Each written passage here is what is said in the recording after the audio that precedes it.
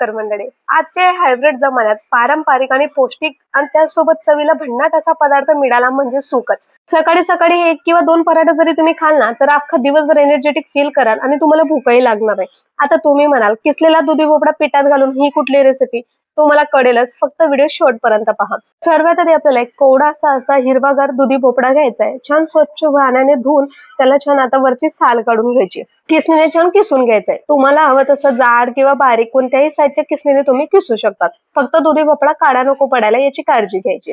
दुधी भोपळा किसून झाला की लगेच एका परातमध्ये 2 कप एवढं गव्हाचं पीठ, 1 कप बेसन पीठ, 1 कप ज्वारीचं पीठ आणि 1 कप एवढं तांदळाचं पीठ, तुमच्याकडे जर बाजरीचं पीठ असेल ते घाला, अजूनच जास्त पौष्टिक होईल आणि चवीला देखील अजूनच छान होईल। आता यात किसलेला दुधी भोपळा घालायचा आहे। जेवढा जास्त होऊ शकेल तेवढा दुधी भोपळा जास्त घालायचा आहे, पिठाचं प्रमाण थोडं कमी ठेवायचंय।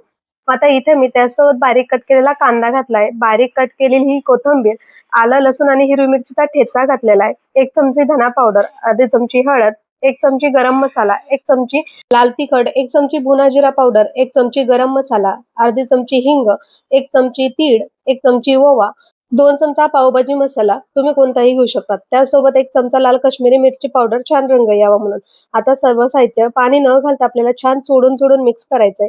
दुधी भोपळ्याला आपल्या अंगाचं पाणी सुटतं, त्यामध्येच आपल्याला सुरुवातीला जेवढं होऊ शकेल तेवढं कणिक मळून घ्यायची। त्यानंतर त्यात हवं तेवढं लागता पाणी ऍड करत जायचंय आणि त्याला छान चुरून आपल्याला मिक्स करून घ्यायचंय। आपल्याला लक्षात घ्यायचंय हे मिश्रण थोडं पातळ दिसायला आहे, जसं आपण कणिक मिळतो चपातीची किंवा पराठ्यांची त्याहूनही जास्त पातळ असायला पाहिजे। इथं मी अजून पुन्हा 1 ते 2 वेळा पाणी ऍड करत गेलेली आणि छान पद्धतीने कणिक मळून घेतलेली आहे। आता सर्वात शेवटी आपल्याला मीठ घालायचं आहे। मीठ तुम्ही आधी घातलं तरी चालेल, पण सुरुवातीला जर मीठ घातलं तर दुधी भोपळ्याला अजून जास्त पाणी सुटतं, मग जास्त आपलं पीठ पातळ होऊ शकतं। म्हणून सर्वात शेवटी आपल्याला मीठ घालून मऊ आणि असा पातळ डो तयार करून घ्यायचा आहे। आता पोळपाटावरती कॉटनचा रुमाल ओला करून अंथरायचा आहे, त्यावरती आपल्याला पिठाचा गोळा तोडून छान गोल गोल करत असं पाणी लावत छान थापून घ्यायचं। जसं आपण थालीपीठाला थापडतो सेम तसं थालीपीठ म्हणून त्याला थापून घ्यायचं। जसं जाडही नको आणि जास्त बारीकही नको। शेवटी 2-3 बोटं तीळची लावायची आणि होल करून आता गरम तव्यावरती थालीपीठ उलट करून द्यायचं।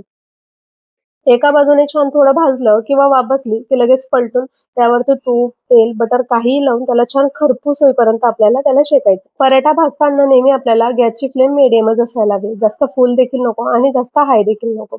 एका बाजूने छान तूप तेल लावून शेकून झालं की लगेच दुसरी बाजू पलटून त्या बाजूला देखील इथं मी बटर लावून छान असं खरपूस होईपर्यंत पराठा भाजत राहायचा।